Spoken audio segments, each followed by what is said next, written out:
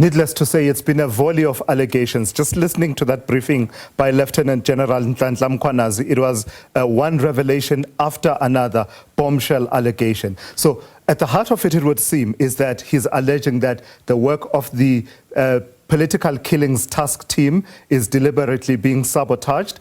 And I think he was talking about the disbandment of the task team and the failure to recruit key personnel into the task team, as well as within crime intelligence in KwaZulu-Natal, saying that the units, the political killings task team seems to have stepped on toes by actually assisting the police in Gauteng to try and dismantle a syndicate, which syndicate, according to Mkhwanazi, involves politicians, prosecutors, members of the judiciary, and other leading people within society. So, as I say, a volley of allegations, a lot to take in. Let's try and make sense of it as much as we can at this point. Let's speak now to the Portfolio Committee on Policing Chairperson, that is Ian Cameron. Good afternoon, and thank you for joining me, Ian. Lots to take in, lots to interpret and understand, but to the extent that you were able to listen to that briefing by Lieutenant General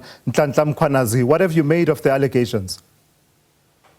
The allegations are very, very serious. If I may start with Mr. Kat Motlala, is one that has been questioned quite some time.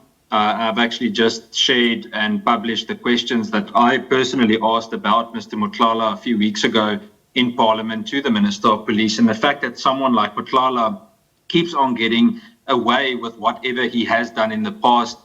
You would remember when one of the owners of a football club or soccer club was arrested not too long ago during a raid of SARS at a home in Johannesburg.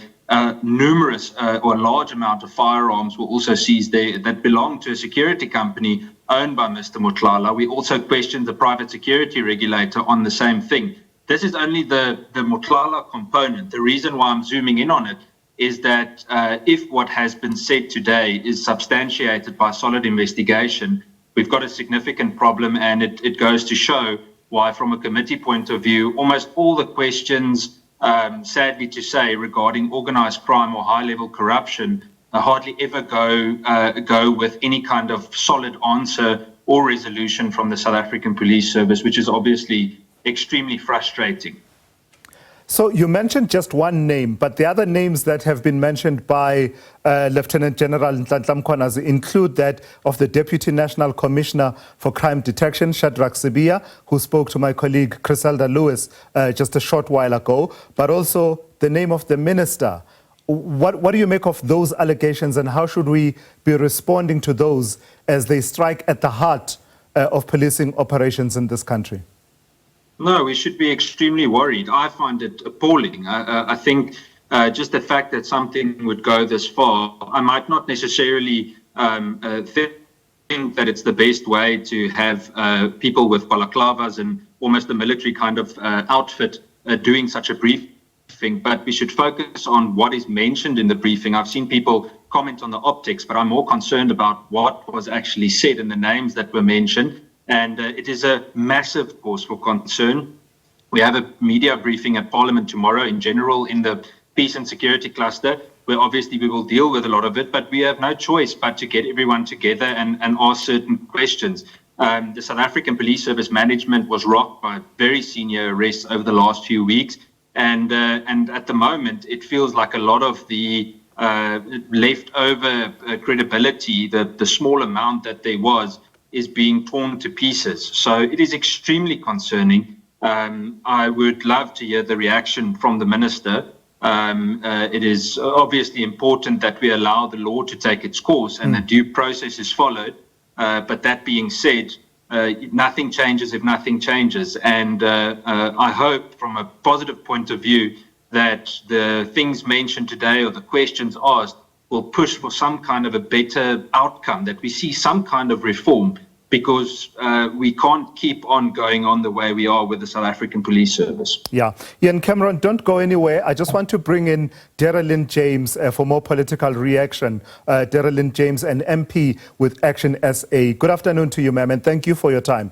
Just your own reaction as a political party with a keen interest on issues of crime and law enforcement in this country. What have you made of the allegations being made by the KZN Police Commissioner? It is shocking, to say the least. I think what is also shocking is this unprecedented nature of a commissioner actually highlighting and sort of bringing this to the front. I think that is it's never been heard of, and that basically just boils down to the extent of corruption within SABC. The minute this came to our attention, I immediately wrote to the Speaker's office, because I think looking at this doesn't need the attention of only just the Portfolio Committee. This doesn't need to be left in the hands of the police minister, also not the president.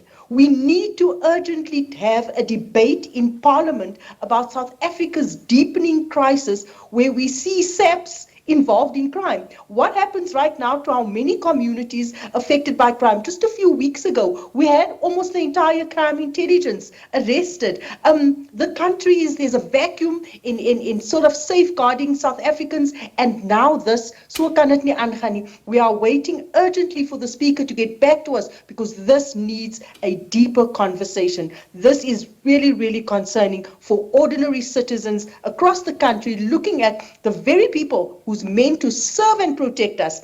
Week after week, we ask questions in that Portfolio Committee, and we never get responses. It is now up to South Africans to take the lead in this and to voice their concerns and their disgust at top-ranking officials being embroiled in crime and alleged corruption. If I stick with you, Dereleen James, is it your sense that the allegations as made by Lieutenant General Mkhwanazi should be taken at face value, or we should move from a position of prima facie believing what he has to say, or should we also look at the possibility that the alternative could actually be at play, as alleged by the likes of Shadrach Sibiya, for example, who responded just a short while ago denying all of those allegations made against him, and saying that Lieutenant General Mkhwanazi is instead acting as a warlord, and saying that he should stop acting like a warlord and start acting like a police officer?